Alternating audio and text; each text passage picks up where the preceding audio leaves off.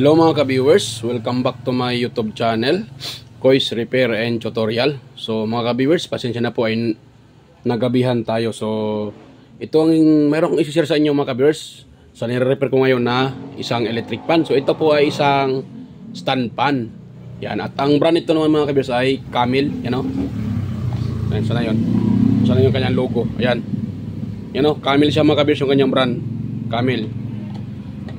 So ang problema nito mga ka-viewers ay sira yung kanyang pinaka dalawang bushing. Yan o, napalitan ko na yan mga ka-viewers at hindi ko na lang binidyo. Yan.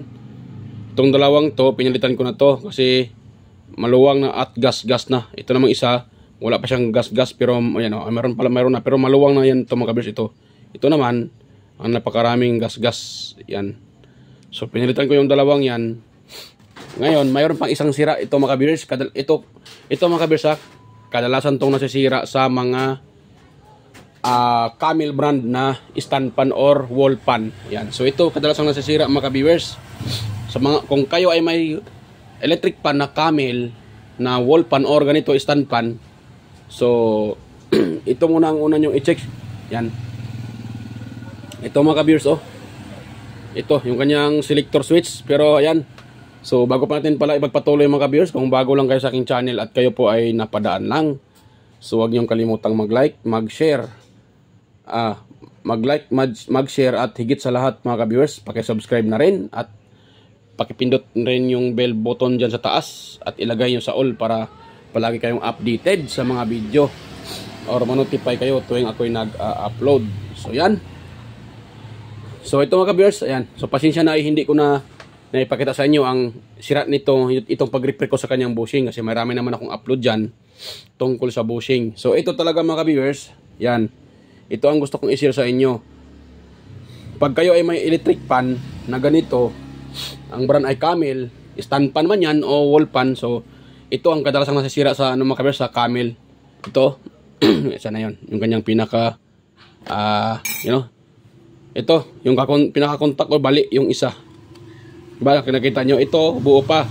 Ito buo pa yan. Itong isa dito sa kabila, bali. Yan, nabali yan. Yan o. Yan, nabali yan siya o. Nabali. Yan, so ito mga kabers sa tagal ko nang nagre-repair. So ito talaga kadalasang nasisira sa Camel na electric pan. Ma-stand pan man yan or ma-wall pan.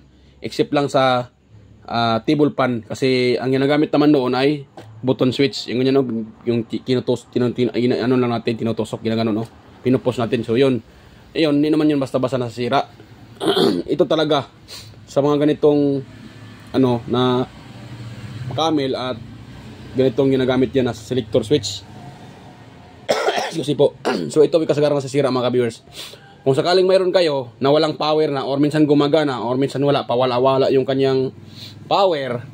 So wag muna kayong magbutingting dito sa makina. Ito muna ang i-check yung unang-una kasi ito talaga kadalasan nasisira dito, kadalasan nasisira.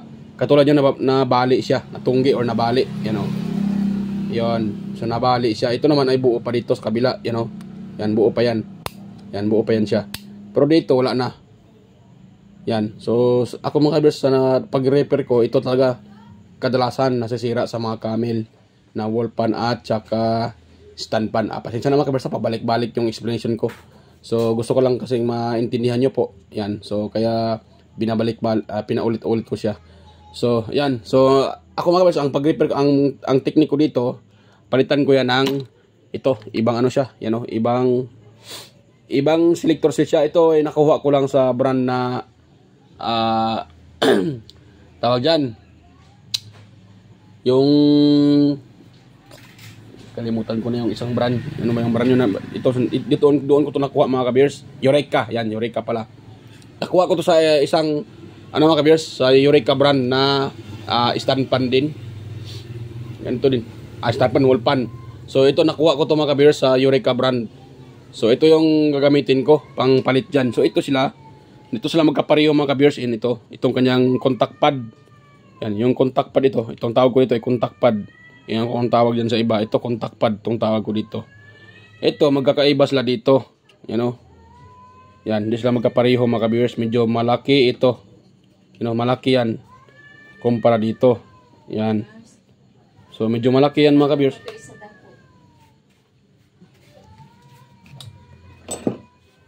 So yan mga ka-viewers, hindi yan magkapareho. So iba yan sa mga ka-viewers. Iba yan, iba din to. Yan, so hindi sila magkapareho. Kaya nga ang gagawin ko ngayon, palitan ko lang siya ng buo ito. Itong buo na to, yan ang ipalit ko dito. Yan ang ipalit ko dyan mga ka-viewers. So yan. So hindi ko na may pakita sa inyo ang pagpalit dyan mga ka-viewers. Pakita ko lang sa inyo pag tapos na. Madali lang naman to mga ka-viewers. Hindi ko na to susuldahin kasi, yan o, kung nakita nyo. Yan. Meron naman siyang wire na natira. Yan, dito ko na lang idugtong. Hindi naman yan klaro kasi nakatakip naman to. Yan, may takip naman to siya. So dugtong ko na lang dyan para hindi na din tayo magsusulda dyan. Hindi naman kailangan isulda dyan kasi mayroon pa to. Dugtong lang natin mga ka-viewers. Pati yan, puputulin ko na lang dyan. Pakita ko na sa inyo pag nadugtong ko na mga ka-viewers ha. So yan. So stay tuned lang po mga ka-viewers. So ayan mga ka-viewers, ay tapos ko nang malagyan ng ano. So tapos ko nang ma-connect mga ka-viewers. Kung nakita nyo, ay hindi po sila magkapareho ng kulay.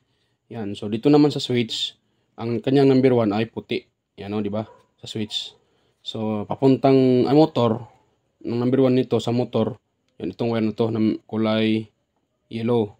So, number 2 naman mga ka-viewers, sa switch ay kulay yellow. Yung nakikita nyo, kulay yellow siya. Sa motor naman ay kulay gray. Yan o, gray. So, dito naman sa, sa pinaka number 3 ay kulay, sa switch ay kulay brown. Parang brown at to brown. Ito naman sa sa wire ay kulay pink. Yung nakita nyo. Kaya mga kabir, pag ibang-ibang brand, so hindi talaga magkapareho ang color coding or color coded ng kanilang wirings.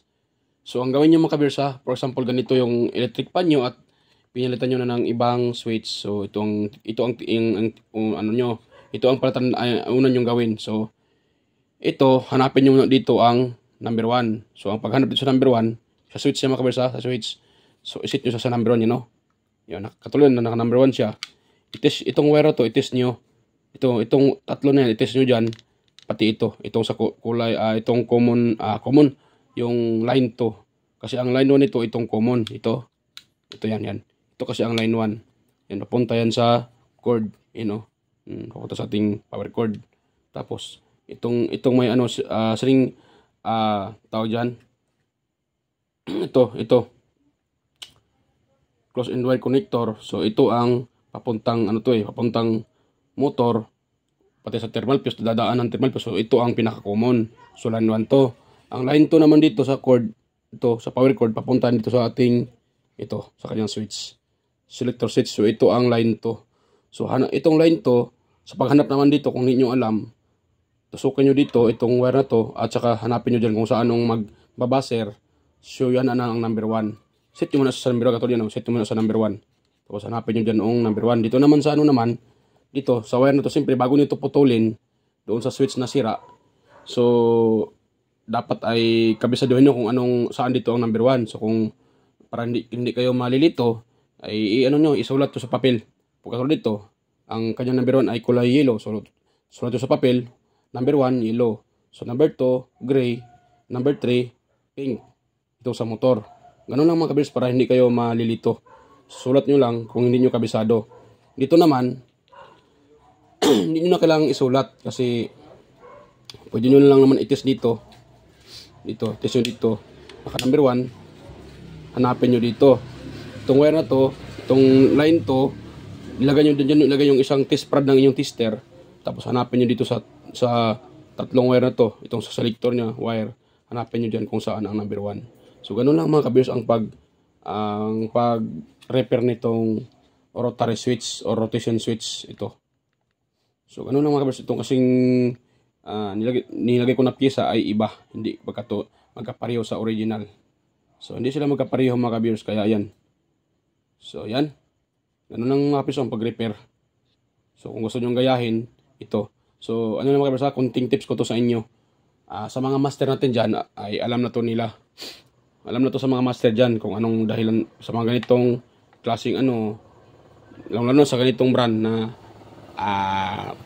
Camel, So alam na nito sa mga master natin dyan. Ito ay para lang po sa, yung video nito ay para lang po sa inyo mga viewers na hindi pa alam ang pag-wiring, hindi pa alam ang pag-repair. So yung walang alam pa talaga sa pag-repair. So ganito ang unahin nyo.